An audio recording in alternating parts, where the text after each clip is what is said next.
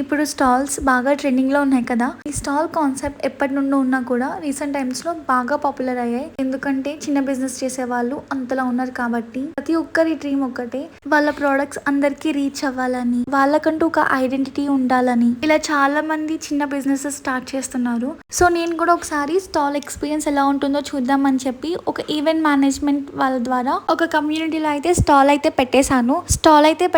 కానీ అసలు నా కలెక్షన్ అందరికి నచ్చుతుందో లేదో, ఒక డ్రెస్ అయినా సేల్ అవుతుందో లేదో, కనీసం స్టాల్ కి పెట్టిన అమౌంట్ అయినా వస్తుందో లేదో అని చాలా టెన్షన్ అయితే పడ్డాను. ఈవెంట్ అయితే 2 o'clock నుండి స్టార్ట్ అనమాట. బట్ 5 o'clock వరకు కస్టమర్స్ అయితే ఎవరు రాలేదు.